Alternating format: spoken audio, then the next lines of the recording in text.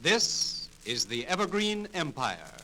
Green grow the forests and fair flow the streams. The gentle deer grazes, the wild blossom gleams.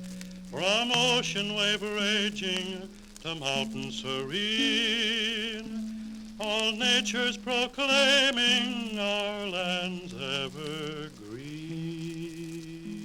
Welcome to Columbia Conversations. I'm Feliks Banel, editor of Columbia Magazine for the Washington State Historical Society.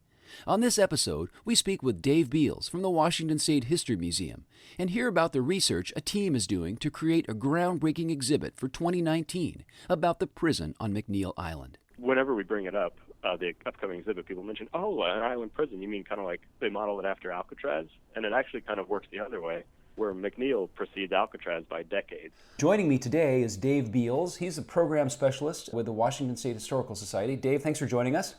Thank you. Thanks for having me. Now, you have one of those titles that could mean just about anything. What is your, as a program specialist, what do you do there at the Historical Society? Your description of it sums it up pretty well. My primary duties are school and adult programs, public programs, educational programming, things like that. And also dabble a little bit in curation. So right now curating the upcoming exhibit on the former prison at McNeil Island. Now, when does the McNeil Island exhibit open up? It opens in January of 2019. So still a little ways off, but coming up definitely. Yeah, I know in museum time that's practically tomorrow. Right. So what are you working on now to get ready for the exhibit? Right now working a lot on connecting with people who have a relationship with the island one way or another, former staff, folks who grew up on the island as the children of staff, former inmates, and gathering oral histories, trying to get as broad of a background of people's experiences with the island as possible, and also trying to identify artifacts, possible anything with a relation to McNeil Island, and just casting as big of a net as possible for that to then kind of winnow down later on to really the key, most central artifacts with the strongest stories to tell for the exhibit. What's the coolest artifact you've found so far, either in the collection or in the community? Luckily, since the island is now kind of managed by the Department of Corrections, we've been able, another state agency like the Historical Society, we've been able to go out to the island on a number of occasions and tour the facilities. And so there's a possibility we might be able to get some of the original cell doors from the older cell blocks from the federal era and the state era. And they also have a few really neat artifacts that have just managed to slip through and remain there until this time, including a fingerprinting kit from back during the federal era, which ended in 1981. For inmate intake, they have a really complicated lever system for opening cell doors, kind of like you see in old movies set on Alcatraz and things like that. So a lot of things that give you, just on first glance, a really strong insight into where penology and management of prisons kind of philosophies have changed and what type of components and physical structures were in place to match up with each one of those philosophies. I'm glad you mentioned Alcatraz, because I think Alcatraz gets all the, I don't know, maybe romance is the wrong term, but Alcatraz is sort of the notorious island prison of the United States, and everybody, with the movie with Clint Eastwood about escaping from Alcatraz, and all the sorts of folklore, urban mythology, and just its role in American culture, with Al Capone being there and everything. And it seems like McNeil Island is also worthy of some of a similar level of mythology, or similar level of storytelling that's really specific to our region. I mean, what have you found in the work you've done in terms of how McNeil fits into either the bigger picture of prisons in the U.S., or does it stand on its own as a sort of this institution worthy of this kind of mythology, for lack of a better term? It really does, possibly not on the same level of maybe notoriety as Alcatraz, because Alcatraz was built with the express intention of taking the most dangerous, the highest escape risk inmates from other federal prisons throughout the country, and kind of keeping them in one spot that was supposedly escape-proof, which I think kind of as a result of that, obviously, it kind of gained notoriety just from the people who went through it, as well as its intent purpose, whereas McNeil was more of your standard federal penitentiary that certainly, had its share of characters and notable people come through, but it actually, whenever we bring it up, the upcoming exhibit, people mention, an island prison. You mean kind of like they modeled it after Alcatraz? And it actually kind of works the other way, where McNeil precedes Alcatraz by decades and actually started as a territorial prison in Washington. And then when the federal government in D.C. kind of started to see a need to have a federalized prison system, Congress passed the Three Prisons Act, starting the first three truly federal prisons. In the country prior to that, it had only been territorial prisons, county, state, or city jails. But to have a federal prison system, starting with three prisons, and they selected McNeil Island as the third position for that. So truly, as soon as you have a federal prison system, McNeil Island was one of those. So it's one of the three oldest truly federal prisons in the country, along with Leavenworth in Kansas and Atlanta in Georgia. And then it is the only prison to have gone from territorial into federal, and then have transitioned to a state. In 1981, it transitioned to within the Washington State Department of Corrections.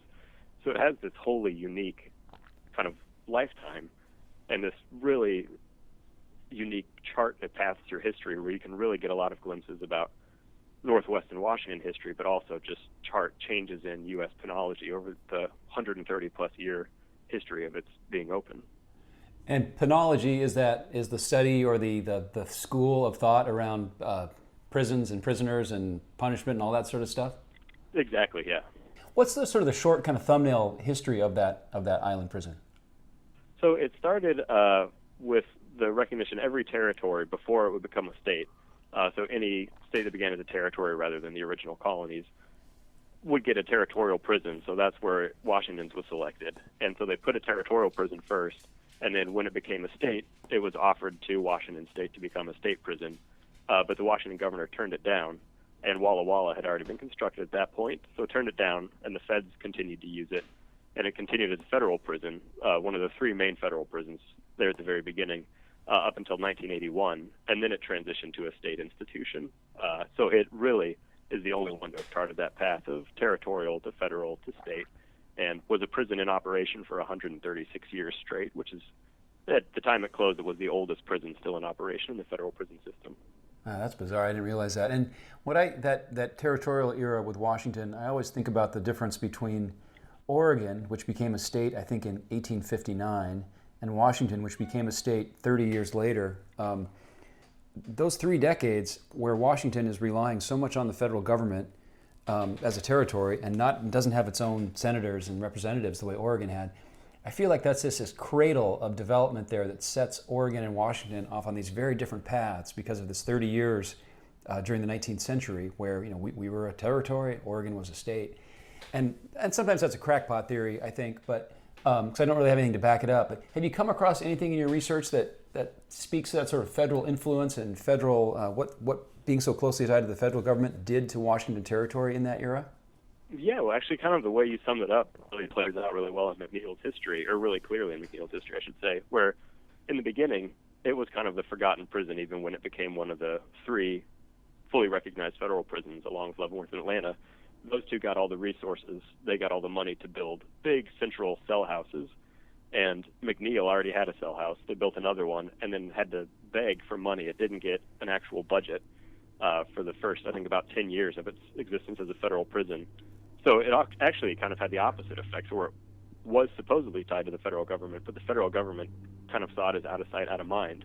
And so that kind of developed this identity for McNeil, where they really had to be self-reliant, had to be creative with creating their own ways of, making a budget for food or uniforms or anything like that, where guards had to provide their own clothing, their own uniforms, and were only issued a rifle that they checked in and checked out. And they didn't have living quarters initially and all these different things, where it really kind of shows, like you said, where Oregon would have this strong centralized state government that's right there overseeing it. Washington had this really distant federal government, and the McNeil Island staff really kind of had to operate on their own under the supervision of the U.S. Marshal for the Washington Territory. And are there particularly either notorious or famous or infamous prisoners that you've come across in your research who sort of stand out as sort of the rogues gallery or the best known stories that emerge from the decades of McNeil? Yeah, absolutely. So kind of a little known fact about McNeil was it was actually where Charles Manson was first imprisoned. It's up for debate a little bit whether it was for check fraud or for stealing a car. I believe it was for check fraud, and then he was out on bail or violated probation doing that for having stolen a car earlier. So he was sent to McNeil Island for about 5 years or so. And this is well before anyone knew who he was, and he kind of dabbled in looking into Scientology as a possible religion, was still very interested in creating this persona and kind of manipulating people to his will. And you can kind of chart through his autobiography and books about him. At McNeil's, where he first kind of dabbled in Scientology and then gave that up, finding that music in the 1960s was a more effective way to kind of build a following and kind of create this mythical persona about yourself. So then when he transferred out of McNeil, he transferred down to Terminal Island in California. And then when he was released from there, went to San Francisco to start his music career, and back and forth between the Bay Area and Los Angeles, and went on to further notoriety there. But it was really interesting to me finding out that he kind of started that dabbling in how to create this cult-like persona in McNeil prison. That's weird. I had no idea. And he was sent there because the crimes he committed were in Washington, or they were in California, and it was just a federal prison they sent him to? Right, they were in California, and Okay. then McNeil Island, for I think quite a few, about the first half century of his existence, was there to take anyone who committed a federal crime on the West Coast, basically west of the Rockies, Alaska, and Hawaii. And unless you were dangerous enough to be sent to Alcatraz, that was kind of where the inmates housed in McNeil came from. Huh. Wow, I had no idea. I'd only heard about like Vincent Hallinan before. Yeah, certainly, yeah, who ran for president while still in prison in McNeil. And they had people flying or sailing a sailboat with Hallinan for president around the island the whole time he was in there. Wow, that's great. And you mentioned that you've been reaching out to try to connect to do oral histories with former staff and people who have some kind of connection to McNeil and former inmates. So I imagine that not every person you reach out to who's a former inmate wants to talk with someone from the State Historical Society about their experience at McNeil.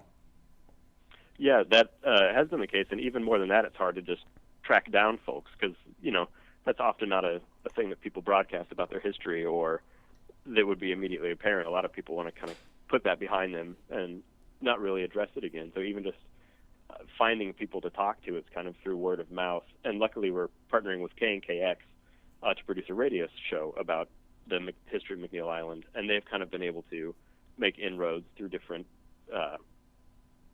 services and to help former inmates kind of reacclimate back into working jobs and things once they get released, and also through networks of inmates who are still incarcerated somewhere within the Washington State prison system. Mm-hmm.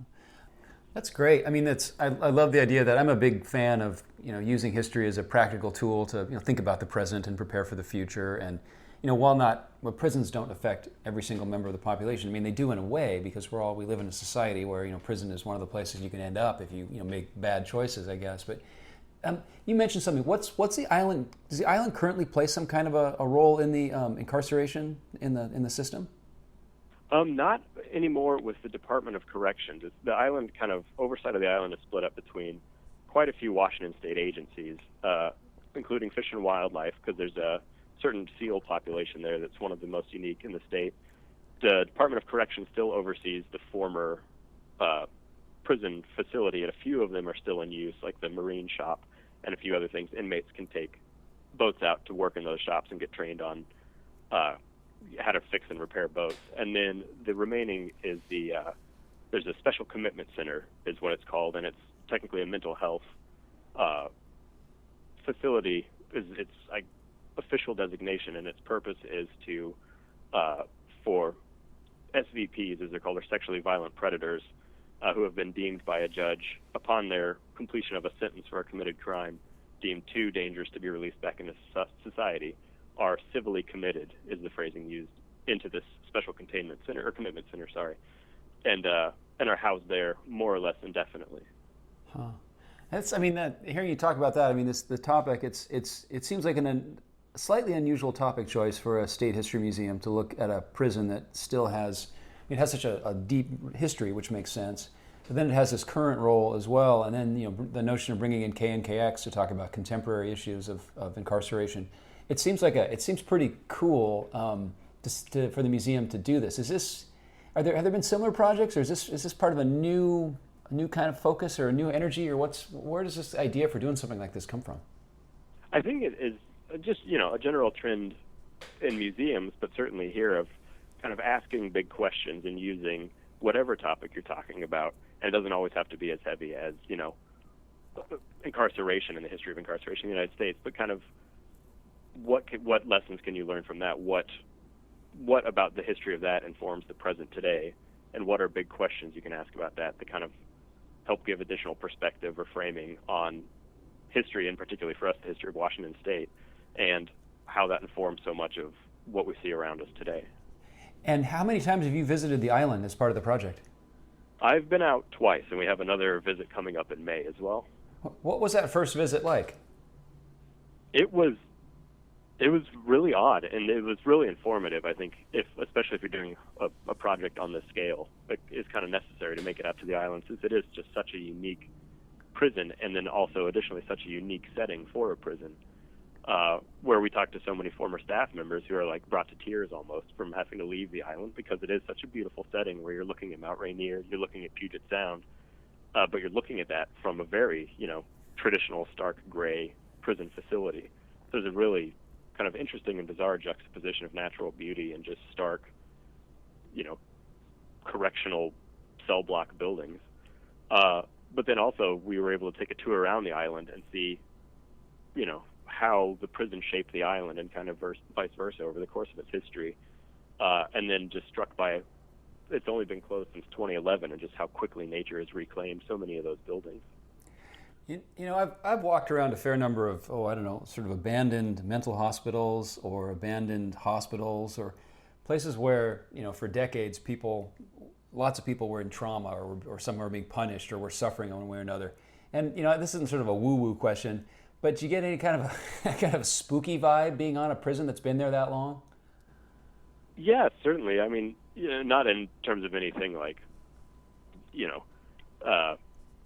terms of spirits or anything, but certainly just the visual, the starkness of the buildings. It's one of the cell blocks that's there was built in 1907, so it has a very strong. It's like your typical cell block with tiers, like you see in any Alcatraz movie, and the cell block doors that clang shut like you do in old movies. And you can't look at something like that without recognizing, the humanity behind it and the purpose for its being built and the evolution of the thinking that went into that, and then the evolution after the thinking of how that was it was deemed that was the best method for incarcerating people. There's just no way to be somewhere with that much history, and like you said, with that much kind of trauma behind it, both for the inmates and then for, families of victims and in all regards. You just can't be somewhere like that without recognizing its place in history and all of the humanity that went into it. Dave Beals, Program Specialist with the Washington State Historical Society. Thanks for joining us on Columbia Conversations. Of course. Thanks for having me.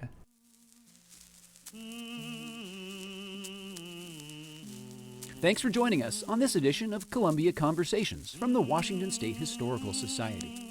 For more information or to subscribe to Columbia Magazine, please visit washingtonhistory.org. I'm Feliks Banel.